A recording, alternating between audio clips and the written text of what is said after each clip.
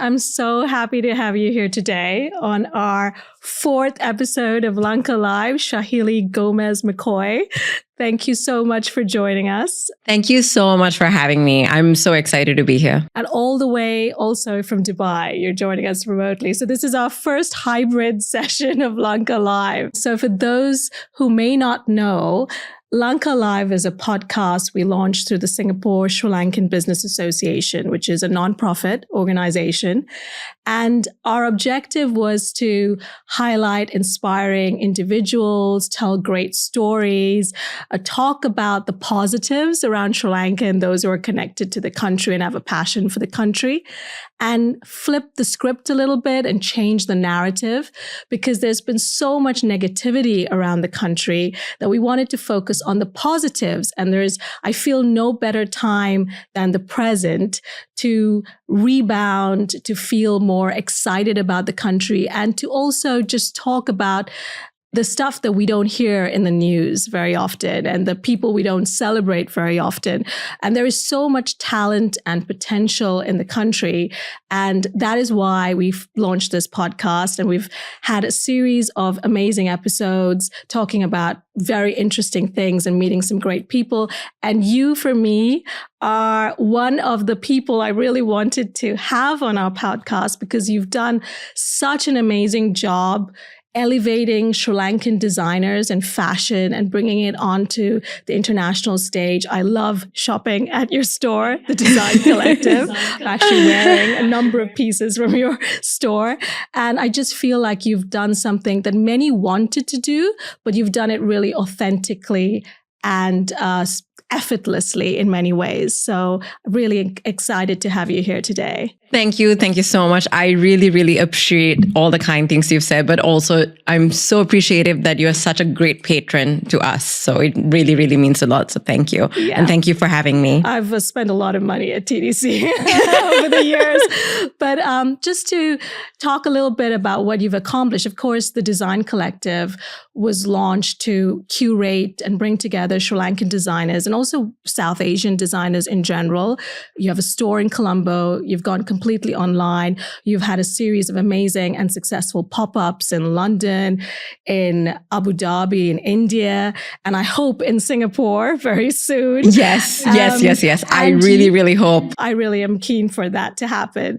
And you've also recently, with your business partner, Binu, launched a children's collection called Salon Born. Yes, that's right. Which I love that name, by the way. I thought, why didn't I think of a name like that earlier? That's an amazing name. Yeah, I mean, when I came up with it, everyone was like, oh my God, that is a very clever name. So it was a good one. So we needed to launch. I was like, I have a name.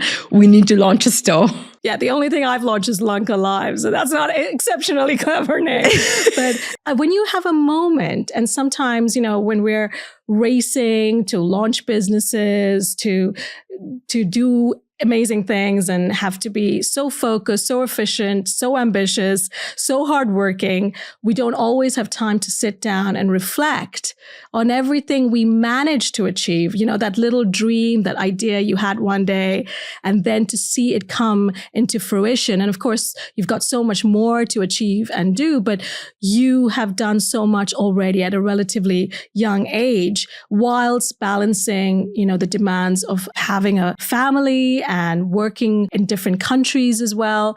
When you have a moment to sit down and reflect on all of that, how does it make you feel? I suppose we're so critical of oneself, right? So I think, in there are times where I'm just like so proud of everything that we have done, like what Binu and I have achieved.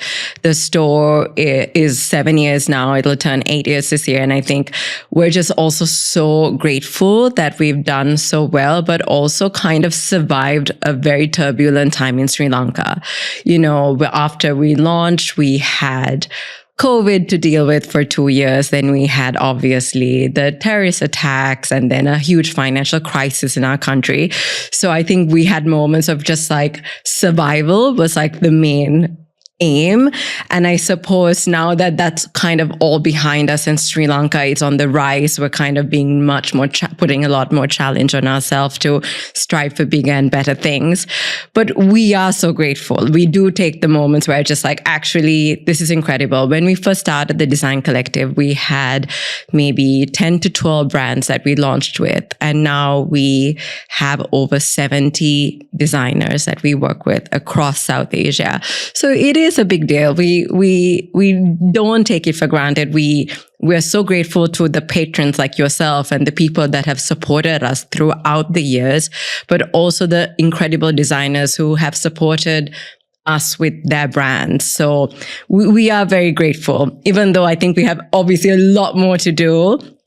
Ceylon Born Again was an idea that Binu and I had for a long time. And I had the name and the branding and all of that done for like quite a long time, but just there was so much issues in Sri Lanka. We just couldn't find like a right moment to actually launch. So I'm very happy that we've actually done this now.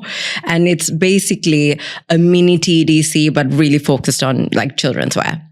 So I think we have lots of new projects to like focus on, but we are, like you said, we are very grateful and we do take the time to think that we've done okay. So tell me a little bit about your childhood as well in Sri Lanka, because I feel like our childhood in Sri Lanka, there's so much commonalities that we've had. I mean, I spoke to Rishi on a podcast recently, Rishi Nalindra, yes, the first Sri Lankan Michelin-starred chef in the world, Aritha, our mutual friend Aritha Wickramasinghe, in an early podcast. When you talk to people, you realize how much our childhood growing up in Sri Lanka during the Civil War for our generation has shaped us and shaped our perspective on life, shaped our ambitions, our goals, our resilience in a lot of ways in what we're doing as well. And I think a lot of it comes from the backgrounds that we had. I wouldn't change anything in the world about how I grew up and where I grew up. And I'm so glad I grew up in Sri Lanka and during that time as well. And I know that you and I, it's such a funny thing, when we got first introduced, your husband, David, he actually worked in our firm in London. And he said, I have this, my wife is Sri Lankan. She has a store. Have you ever been there? I thought, what's the chances I'll know her? And he can't assume that all Sri Lankans know each other. And then what do you know? We go to your store and your dad comes out and he knows my dad. And they were boxes in their school days. It's such a small world that we have so much in common. At the same time, when we reflect on it, what was your childhood like growing up? And what was the inspiration for you to launch your businesses? Do you always want to be an entrepreneur? Did you always want to do something in fashion? Yes, 100%. So I had that in like growing up in Sri Lanka with my parents who are entrepreneurs themselves, that kind of like business conversation about talking about work at dinner, at lunch was very, very normal at our household. I don't think that they've ever like switched off. So the conversations about issues and challenges and people at work was something that they also spoke about very openly in front of me and my sister Alicia. So for us, I think growing up with that made it quite easier to think that, oh, this is something we also wanted to do. My mom was a very, very successful entrepreneur. She launched an interior design company called Westgate. It's one of the largest businesses now in Sri Lanka, which my sister runs. She's the CEO for that. So and my mom launched this business when I was born. So my whole life, all I've known is my mom being this serious entrepreneur.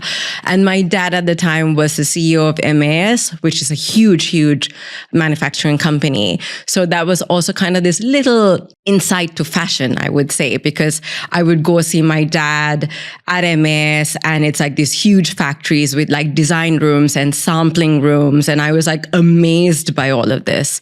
And even though I didn't go into something in the manufacturing side, I was always really interested in the creative side of fashion. I really wanted to become a fashion designer, but my parents were so anti this. They were just like, no, I don't know if you're going to be a designer. It's so hard. I don't think you will last. They were literally like so critical about this. And then I was like, okay, fine. I'm going to go into business school, which they were very, very happy about. But then again, after business school, I came back And when I, saw Binu back in Sri Lanka, I was just like, no, I'm going to go into fashion. Obviously, it's not launching my own label, but it's something that I've always wanted to do, which was like work on the fashion and on the business side of fashion, which I've really, really enjoyed.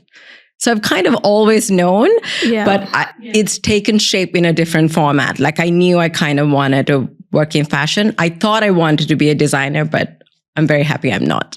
And what was your vision when you launched the Design Collective? What were you hoping to achieve there? The main reason was to celebrate Sri Lanka, to celebrate Sri Lankan talent, to celebrate Sri Lankan designers.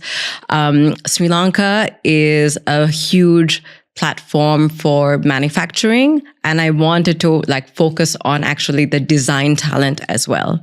There's many things that are made in Sri Lanka when it comes to the big brands. But what we wanted to do was also celebrate Sri Lankan designers and their talent as well. And that's the main reason we launched the Design Collective. We, of course, work with many Indian brands as well. But the focus is to really celebrate Sri Lankan craft. So that is batik, it could be natural dyes, Piralu, handloom. So there's many craft that we have in Sri Lanka, including Dumbara. So we wanted to bring a place where people could shop all of it in one place. They say you should never go into business with friends, but you have launched now several businesses with your friend, your close friend, Binu. And I saw an Instagram post you shared recently, a lovely post about how you're so thankful to work with someone who trusts you with all your madness. I mean, you're both quite different personalities. I've met Binu and I know you well, but it's a partnership that works so well, at least from what I can see. Yes. It works so well. And those differences, I think, are what make you a successful partnership. But were you ever concerned going into business with a close friend? Have there been moments during the journey that you're worried for the friendship over the business? Oh my God. I mean, touch wood, touch gold. I am so thankful and I'm so grateful that I have an incredible co-founder like Binu and such a good friend. I had absolute no reservations to work with a very good friend or to work with Binu. I've had no reservations. I've also had no drama at all in the 7 to almost 8 years that we've worked together. But I think other people and friends were like, oh, wow, she's going into business with a friend. That's not normal. But I think it could be an amazing relationship if you find the right partnership.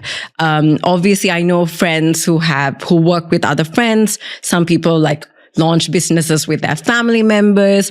There are so many aspects to how you can run a business.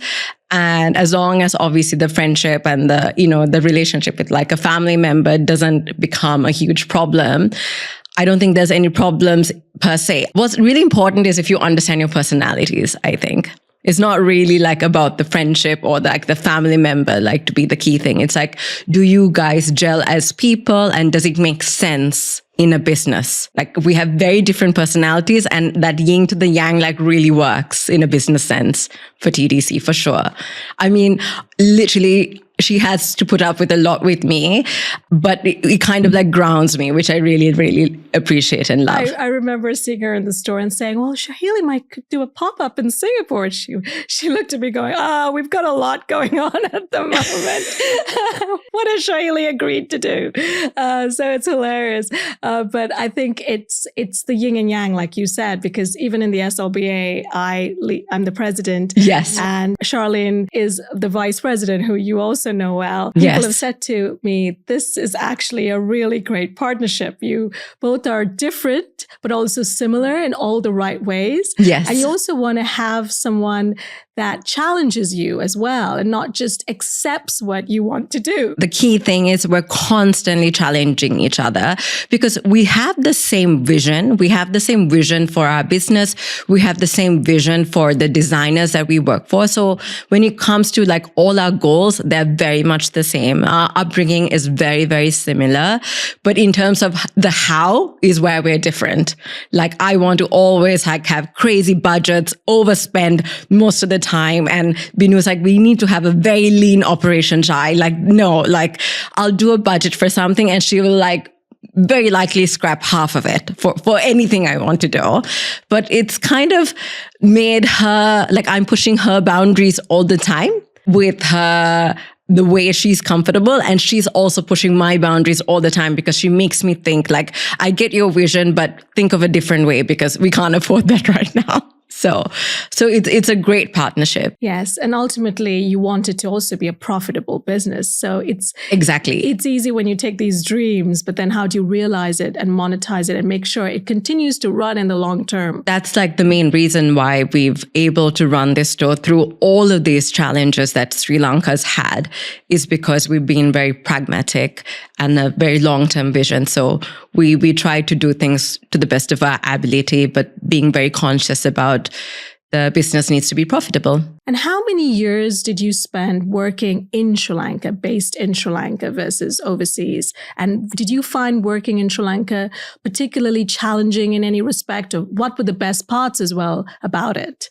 To be honest, I haven't actually spent many years working in Sri Lanka because I've been in and out for the past 16 years. So since I moved from school, then I was in the UK away for 16 years. And then I moved to Abu Dhabi 5 months ago.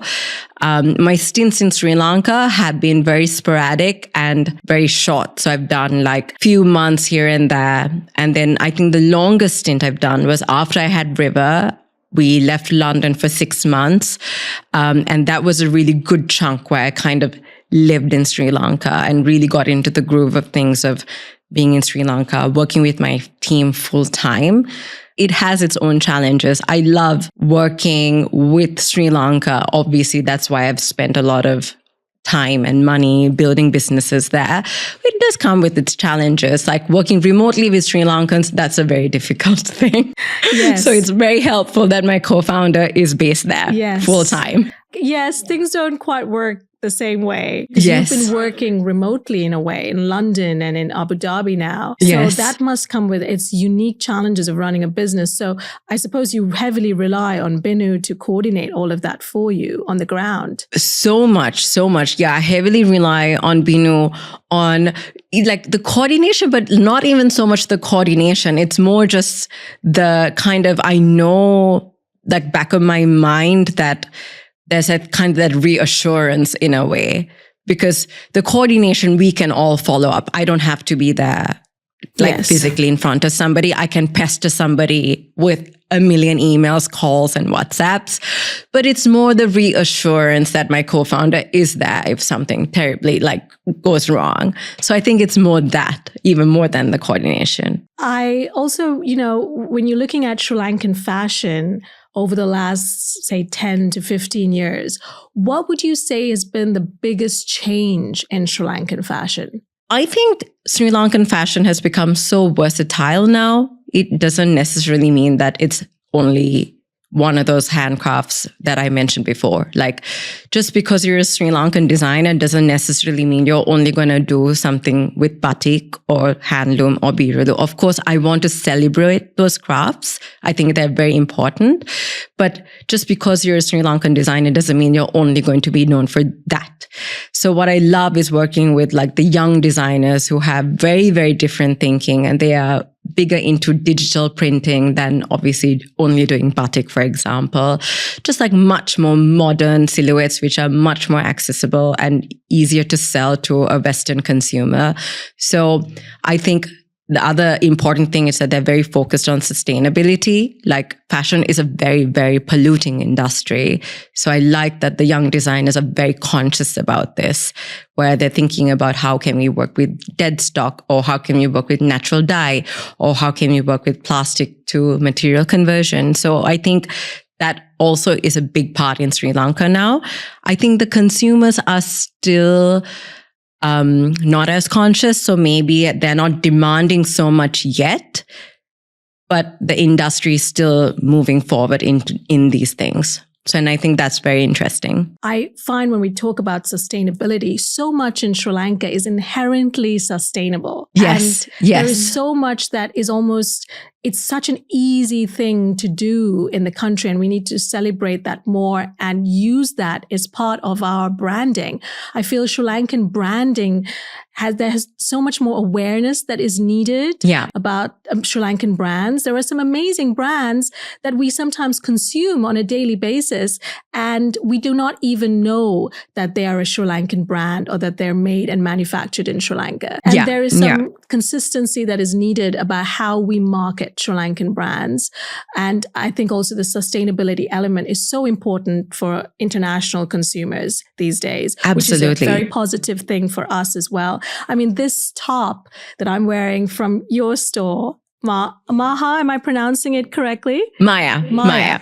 And it is basically recycled saris that the designer uses because she's Sri Lankan designer, and she's been inspired by her grandmother, I believe. That's right. And then she's, upcycling all of this. This is recycled sari blouse material, and one of the many designs you sell in your store. Exactly. I love her story because we convert these saris into like beautiful shirts, like the one you're wearing, which is so easy to wear in Singapore, rather than like, let's say, as much as I love wearing a sari, it's very difficult to then wear it on the daily here in Abu Dhabi, or let's say for you in Singapore.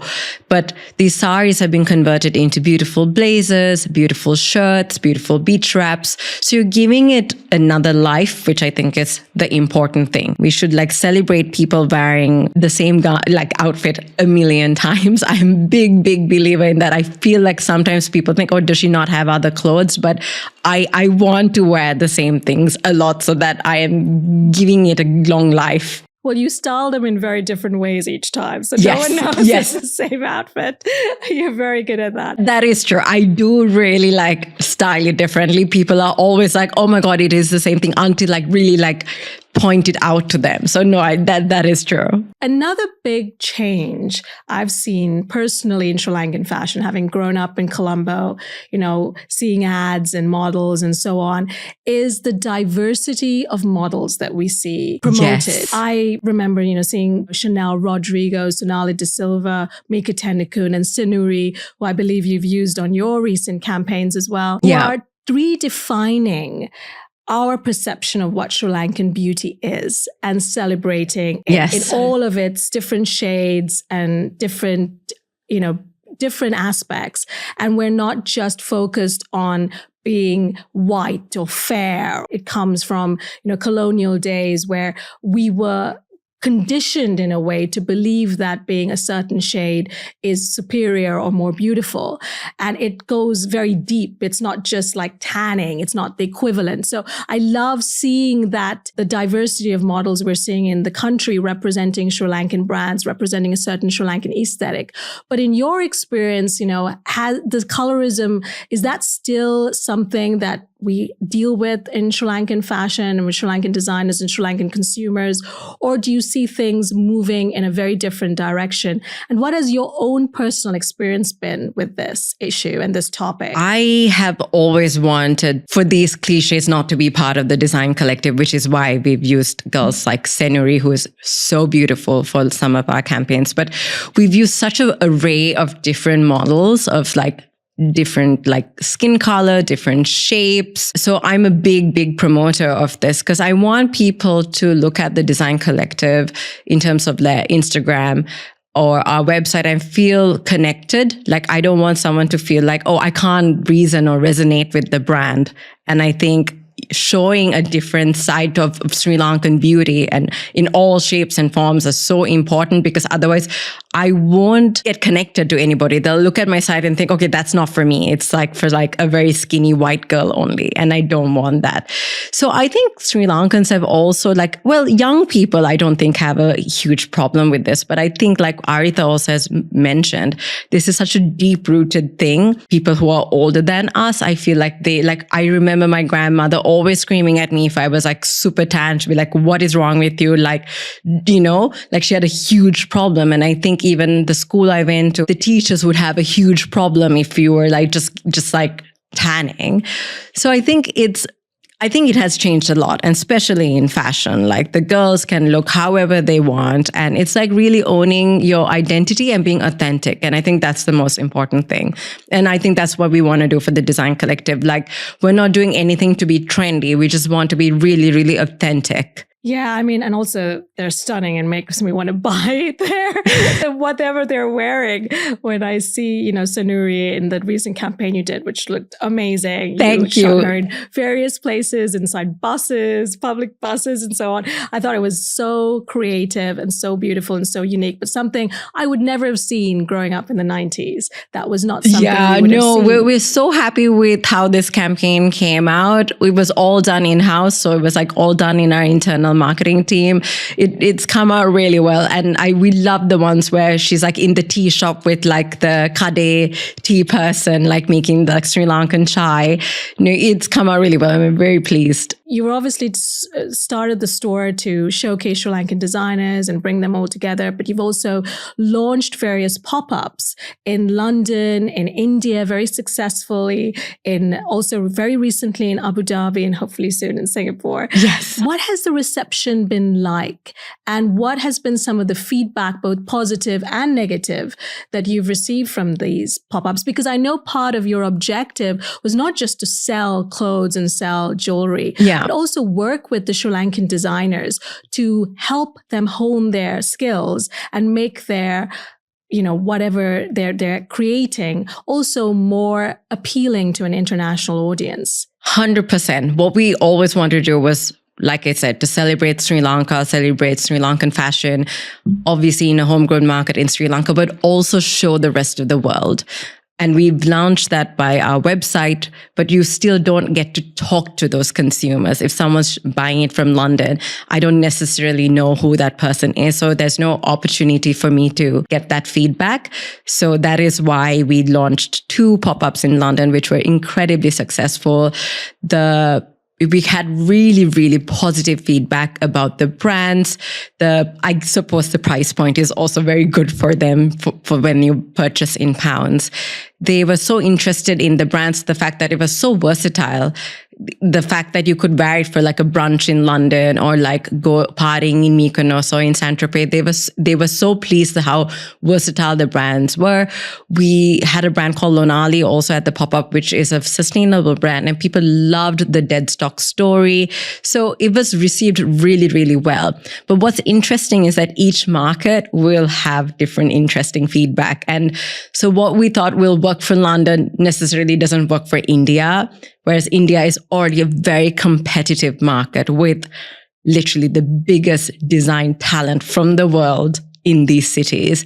So for us, when we thought like London was a really hard market to crack, in now retrospect, it is much easier than India. So India for us was like much more complicated because you're now here with many brands who do similar things, but not quite the same. So the consumer is actually much more fussy because they're like, oh, but what's that? But why is it this price? They're also much more price sensitive than a London consumer.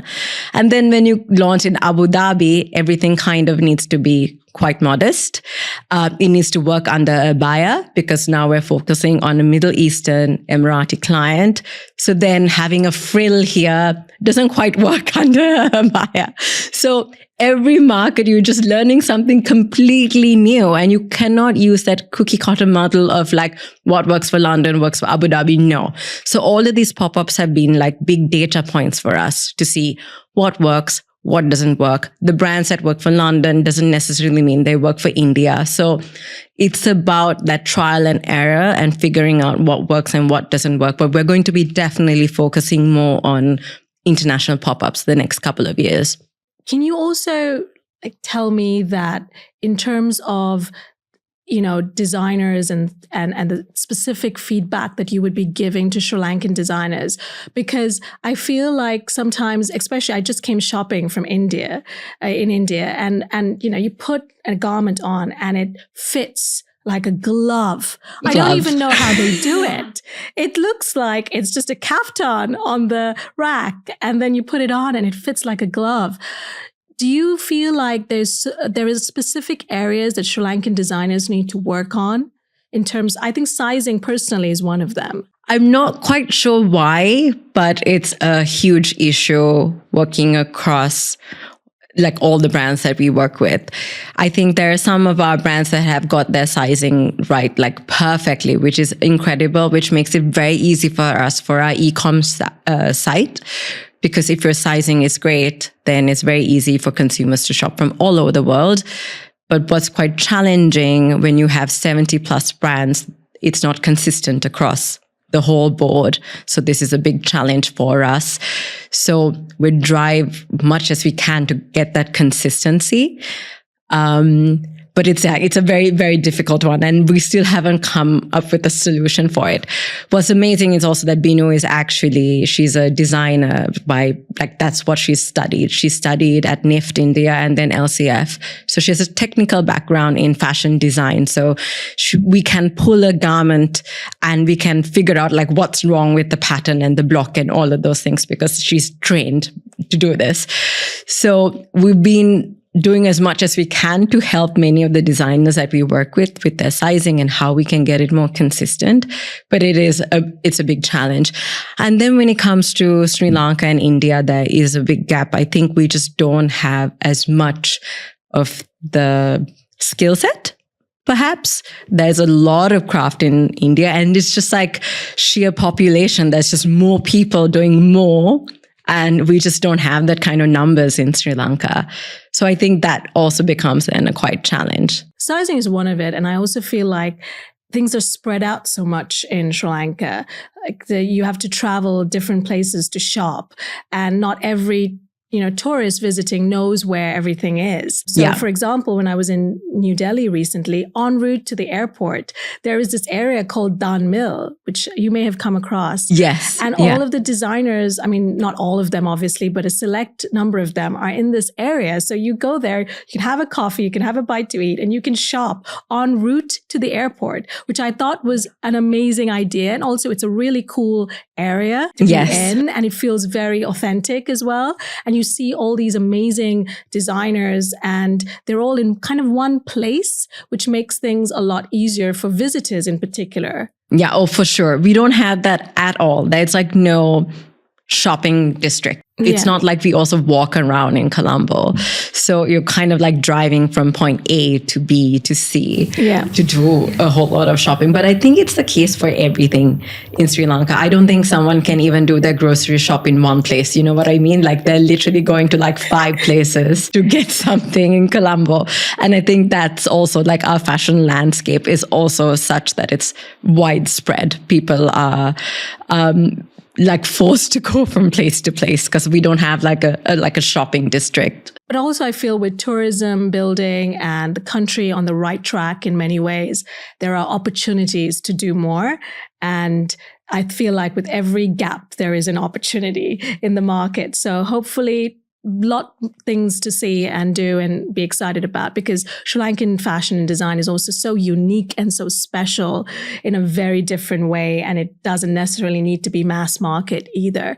And I love that isn't. Yes. And that alone, it's like that it's most sustainable. Well, the brands that we work with are small independent brands, so they're not even capable of making thousands of units.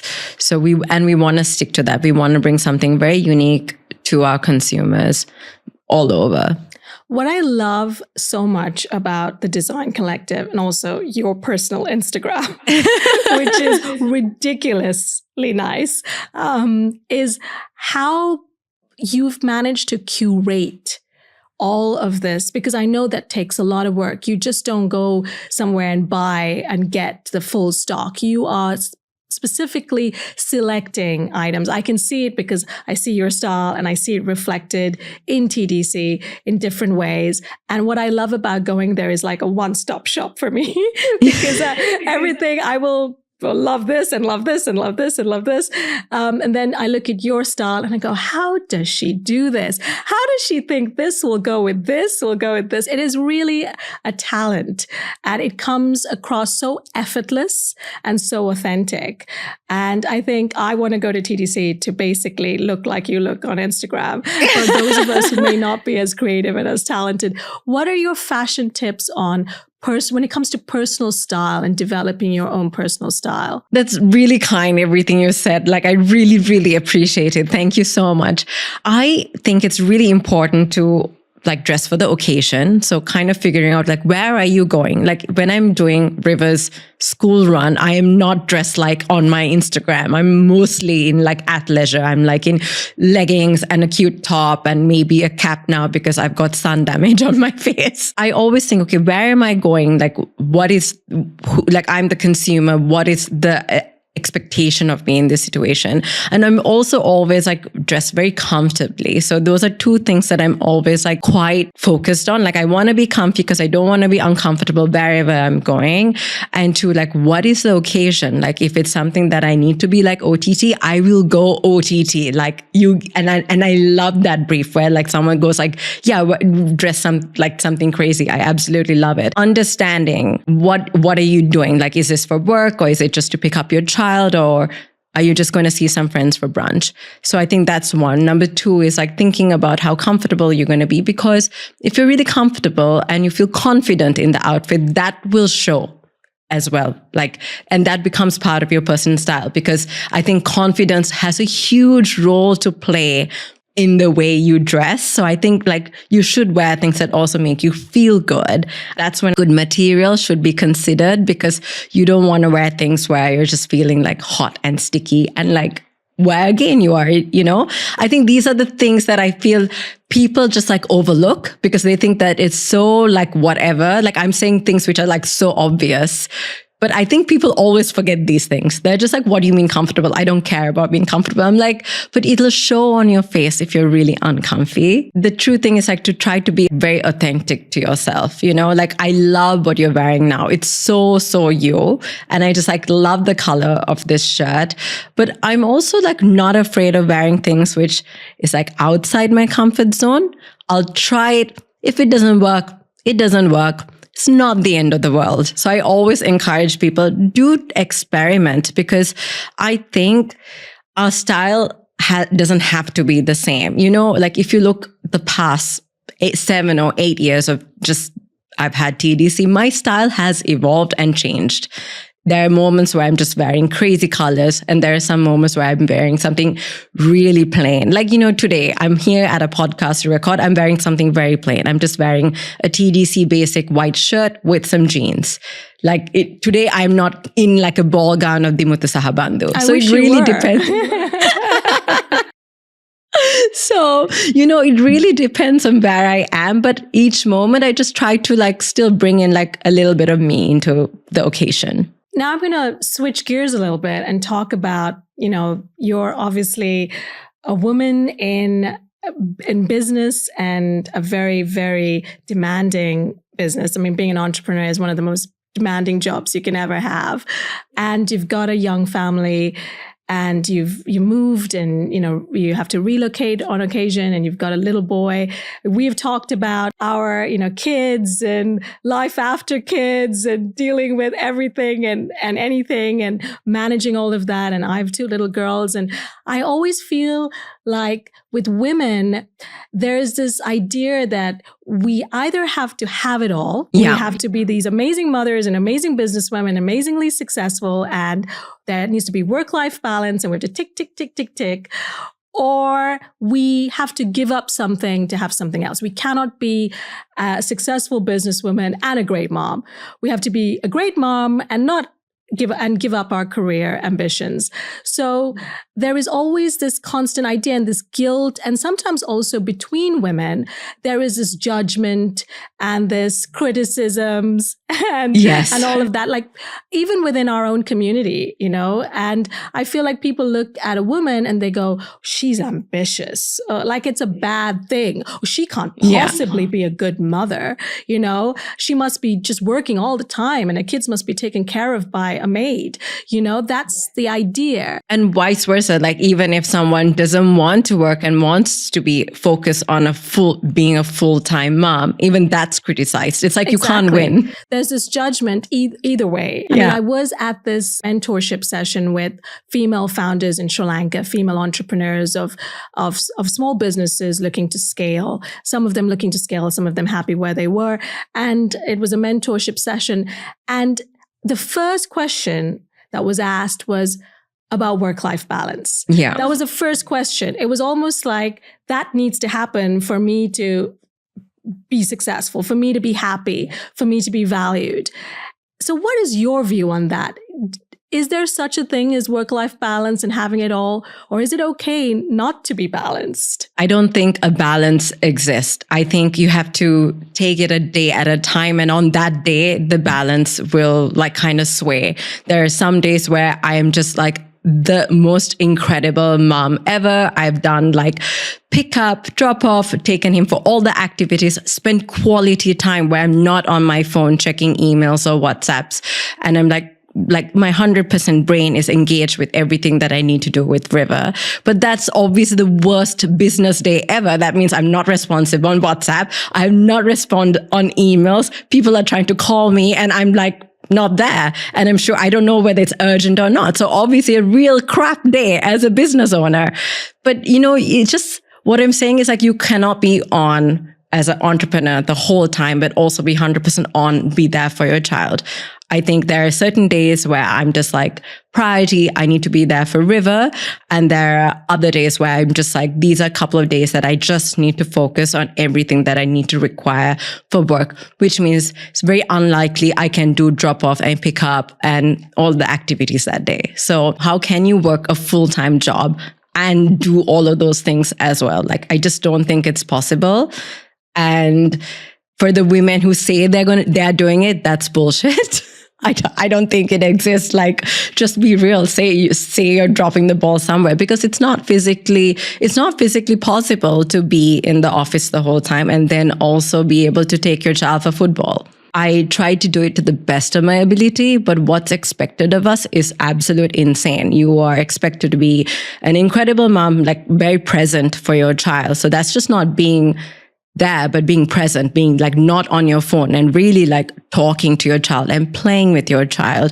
And then you also expected to look a certain way. So you're also expected to go to the gym 4 times a week and like look trim as ever. So you're just like, okay, I'm running a business. I'm also meant to eat healthy, go to the gym, also work crazy hours. Like, where does it end? It doesn't really end. So there are some days I've been to the gym, looked after my child, everyone's eaten healthy food, and maybe not been like, maybe missed a couple of calls. So there are days all I've done is been at my desk, answer 100 calls, obviously not made it to the gym, and maybe eaten crap food that day. So it just really depends. It depends on the day, you ask me. The air fryer salmon is very good that is made in your house.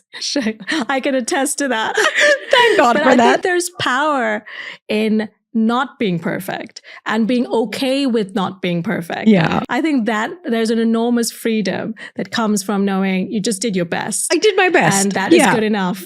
And we are sometimes our worst critics. But also I feel like between women, when we share our challenges and when we're honest with each other, there's power in that too. Having a community of people you can lean on. Absolutely. And I think I always want to remind like the girls that follow me on Instagram, like Instagram alone is like not reality, people. Like, it's really not. I'm showing you essentially like my best days, snippets of my day, which is like, obviously not that it's way off from reality, but it's also not reality. I'm like posting photos of days I have like very nice skin. I'm not showing all the days where I'm like having like a severe eczema attack and like sun damage. Obviously I'm not. So it's also reminding people that everyone is like just doing it to the best of their ability. It might look all fantastic, but it's just a snippet of what everyone's just showing you.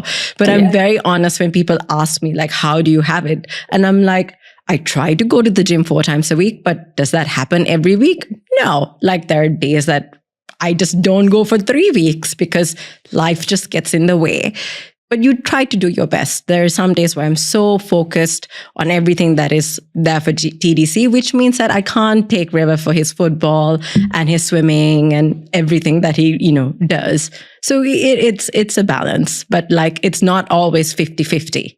That is, I think, the key thing to understand. All right. So I always do this. Well, always. I've only had like 4 episodes, but there's going to be a quick rapid fire question. So just short, quick snippets. Okay, amazing. The Design Collective, what is your favorite place to shop? This is so tricky, but I love going to Auntie Sonali's studio. So that's Sonali Dharmawardana's studio. So I'll go there. If it's not TDC, I will go there. Yeah, we all love Auntie Sonali. I've got a lot of saris and designs from her. And she also shows her fashion in Singapore. So it's all very exciting. Yes. And what are your biggest fashion pet peeves? I hate it when people want to come to the store to buy an outfit to just wear it the one time. I hate people who do this. I mean, no offense to them, but like it's terrible. I think they need to buy things that they could wear multiple times and restyle. And this thought about an outfit needs to be just worn once. I don't know who came up with this, but it's the worst thing ever. And people should not believe this at all. Like, and it's buy not very things that you feel, and it's not good for the environment. It's the worst for the environment. It's also incredibly silly from a financial perspective. Just buy things that you love, you feel comfortable and confident in, and please wear it again. Like multiple times. Just restyle it. And if you could style one person in the world right now, who would it be? Oh my God, I would love to style our Prime Minister. She looks amazing. She's extremely intelligent. And I think she's like one of the most educated people for the job. So Harini Amarasuri, I would love to style her because she's got such a great platform and she can showcase and showcase Sri Lankan designers. Like it'll be incredible. Well, that's a great answer because if I could interview one person for this podcast right now in the world, I would love to interview her. So I think we're both on the same page. We're going to tag her and hopefully she sees it. Yes, that would be amazing. That would be incredible. Yeah, we're all very excited to have her in this role. So it's something very exciting for us, especially as women and Sri Lankan women. Exactly, as Sri Lankan women. What advice do you have for female entrepreneurs? Just a very quick, brief snippet. If you could say a few things to a female entrepreneur to change their journey, what would it be? It's just to know that everything doesn't happen overnight. I think people see the success stories and think, oh, wow, like she just launched a business and it's like already doing X, Y, Z. And I think that's like not the reality for most businesses. Most businesses fail.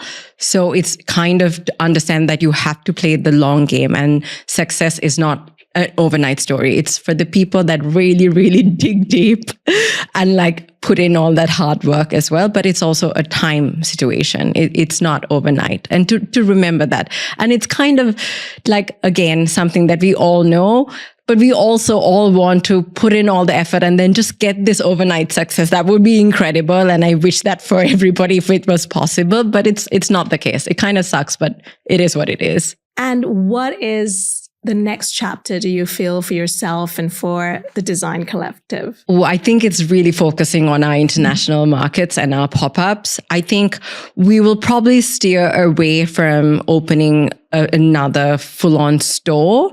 It's about having these incredible international pop-ups. I think that is what our big focus is. Well, Shahili, thank you so much for joining us today in our 4th episode of Lanka Live, all the way from Dubai. You drove from Abu Dhabi to Dubai just to be here. And I'm so thankful to have you. It's been such an amazing conversation.